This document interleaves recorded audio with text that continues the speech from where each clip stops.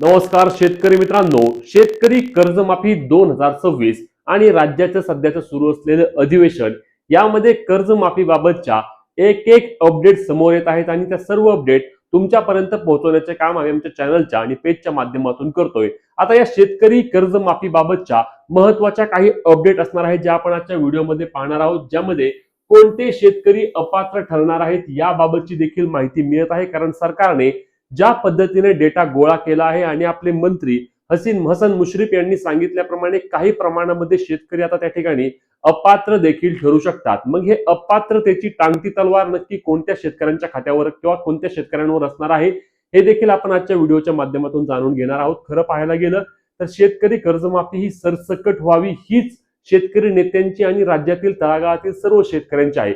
यासाठी आपण काल परवाच माध्यमांमध्ये बातमी देखील पाहिली असेल।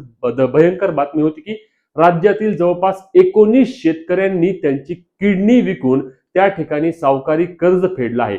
खरं तर म्हणजे शेतकरी ज्याला आपल्या देशाला कृषी प्रधान देश म्हणून बोललं जातं आणि या देशात जगणारा शेतकरी आज त्याला जगण्यासाठी त्याचं अवयव विकावं लागत आहे। एवढी भयानक अवस्था आज राज्यभरातील आणि देशातील सर्व शेतकऱ्यांची झाली आहे।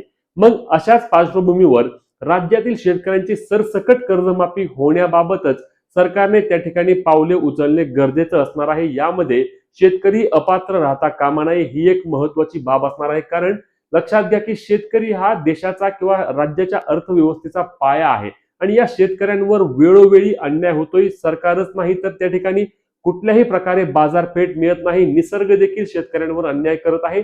निसर्गाच्या द्वारे देखील कधी दुष्काळ पडतोय, कधी अतिवृष्टी होतीये, कधी बेमोसमी पाऊस होतोय आणि त्यामुळे शेतकरी प्रचंड त्या ठिकाणी अडचणीमध्ये असल्याचे देखील आपण 100% खात्रीशीर सांगू शकतो।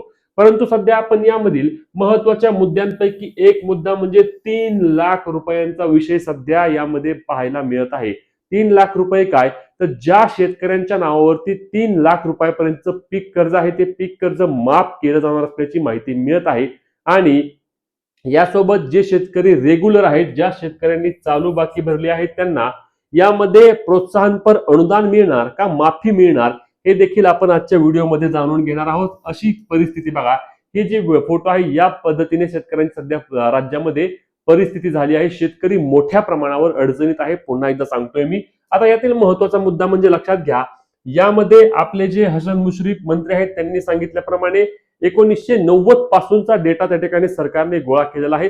जी समिती काम करत आहे त्या समितीने 1990 पासूनची माहिती घेतली असून यामध्ये वारंवार कर्जमाफी घेतलेल्या शेतकऱ्यांना देखील त्या ठिकाणी वगळले जाणार असल्याची माहिती मिळत आहे। म्हणजे 2007 ला कर्जमाफी झाली, त्यानंतर 2014 ला झाली, त्यानंतर 2019 ला झाली, अशी 2-3 वेळा जी कर्जमाफी झाली आणि तेव्हा ज्या शेतकऱ्यांनी त्या ठिकाणी त्या कर्जमाफीचा लाभ घेतला होता कदाचित त्या शेतकऱ्यांना आता यातून वगळले जाणार असल्याची माहिती मिळत आहे। जे गरजू शेतकरी आहेत, आपण पाहिलं की आपले मंत्री चंद्रशेखर बावनकुळे असतील, आपले मुख्यमंत्री असतील, यांच्याद्वारे वारंवार यामध्ये एक गोष्ट येत होती की कर्जमाफी नक्कीच करणार आहोत आम्ही, परंतु कर्जमाफी ही गरजू शेतकऱ्यांची होणार आहे। त्यासोबत शेतकरी वारंवार अडचणीत का जातो याबाबत देखील समिती अहवाल देणार आहे आणि या अहवालानंतर कर्जमाफीची प्रक्रिया कशी असणार आहे त्याबाबतची माहिती सरकार देणार आहे। म्हणजेच की जे शेतकरी वारंवार कर्जमाफीचा लाभ घेत आहेत, जे शेतकरी कर्ज उचलत आहेत, याचा अर्थ कसा होतो लक्षात घ्या की एक शेतकरी कर्ज उचलतोय आणि त्यानंतर तो कर्ज परत नवं जुनं करत नाही, परतफेड करत नाही, काहीच करत नाही। म्हणजे कर्ज उचलायचं आणि फक्त थकीत घालवायचं आणि थकीत झाल्यानंतर त्या ठिकाणी कर्जमाफीपर्यंत थांबायचं, असे जे शेतकरी करतायत त्या शेतकऱ्यांना यावेळी या कर्जमाफीच्या लाभापासून त्या ठिकाणी वंचित ठेवणार असल्याबाबतची देखील माहिती मिळत आहे। खरं तर असे झाल्यास देखील त्या ठिकाणी काही प्रमाणामध्ये शेतकऱ्यांना फटका बसणार आहे। कारण असे अनेक शेतकरी आहेत की ज्यांनी कर्जमाफीचा लाभ घेतला आहे परंतु ते आता देखील अडचणीत गेल्यामुळे पुन्हा एकदा कर्जमाफीच्या प्रतीक्षेमध्ये आहेत। दुसरा महत्त्वाचा मुद्दा म्हणजे 3 लाखांपर्यंतची माफी मिळणार असल्याची माहिती मिळत आहे। म्हणजेच की जी एक अमाउंट असते किंवा जी एक रक्कम असते ती 3 लाखांची त्या ठिकाणी मर्यादा ठेवली जाणार असल्याची माहिती मिळत आहे। मग आता तुमचा पुढचा प्रश्न असणार की आमच्यावरती 4.5 लाख रुपये कर्ज आहे, आमच्यावरती 5 लाख रुपये कर्ज आहे, आमच्यावर 3.5 लाख रुपये कर्ज आहे, थकबाकीमध्ये आहे, मग आम्हाला आता ही माफी मिळणार का नाही? तर तुम्हाला देखील माफी मिळणार, परंतु तुम्हाला ही 3 लाखांपर्यंतची माफी मिळणार आणि वरची तुमची जी काही रक्कम असणार आहे ती रक्कम तुम्हाला ठराविक मुदतीमध्ये त्या ठिकाणी बँकेत भरावी लागेल आणि ती बँकेत भरल्यानंतर तुम्हाला या 3 लाखांची त्या ठिकाणी माफी मिळून तुमचा देखील त्या ठिकाणी तुमचं कर्ज हे अशा पद्धतीने माफ केलं जाणार असल्याची माहिती मिळत आहे. आपण पाहिलं होतं की जेव्हा उद्धव ठाकरेंचं महाविकास आघाडी सरकार होतं आणि तेव्हा त्यांनी कर्जमाफी केली होती, तेव्हा त्यांनी 2 लाखांपर्यंतची मर्यादा ठेवली होती आणि त्याच्यावरती ज्यांची अमाऊंट किंवा रक्कम होती तेवढी शेतकऱ्यांनी आणून भरल्यानंतर त्या ठिकाणी त्या शेतकऱ्यांना देखील या कर्जमाफी योजनेचा लाभ मिळत होता.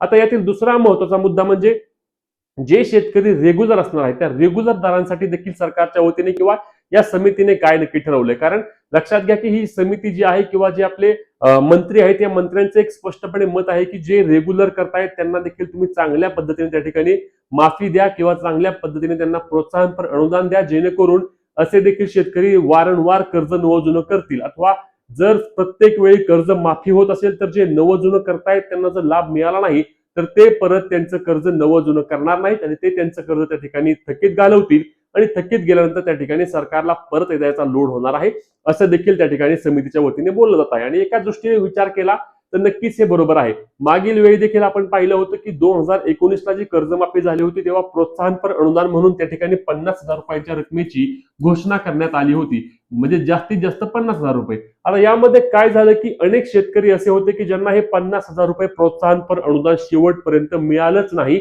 अजूनही ते शेतकरी त्या प्रतीक्षेमध्ये आहेत. कारण आपण पाहिलं होतं की प्रोत्साहनपर अनुदानाची प्रक्रिया सुरू असताना त्या ठिकाणी सरकार कोसळलं होतं.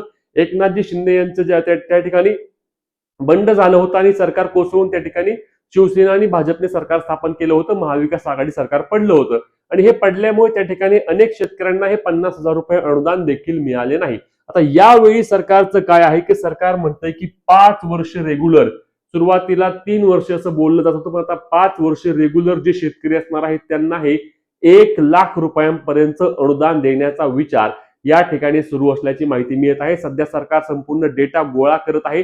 हा डेटा समिती त्या ठिकाणी जी गठीत केली आहे ती समिती त्याचा अभ्यास करत आहे, कशा पद्धतीने ही शेतकऱ्यांसाठी कर्जमाफी करायची. परंतु याबाबतचे जे हे मुद्दे आहेत या मुद्द्यांबाबत त्या ठिकाणी समितीमध्ये चर्चा सुरू असून हेच मुद्दे कदाचित फायनल होतील. 3 लाख रुपयांपर्यंतची कर्जमाफी असेल.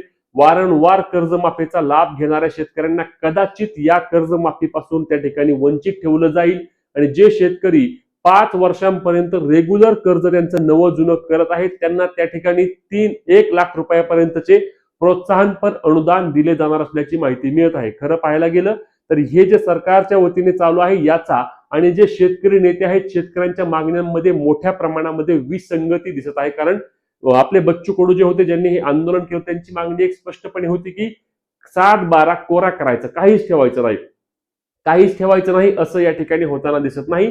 दुसरा महत्वाचा मुद्दा होता की चालू कर्ज ज्यांचे आहे त्या चालू कर्जाचे देखील कुठल्याही प्रकारे पैसे भरायचे नाहीत आणि चालू कर्ज देखील डायरेक्ट माफ होणार.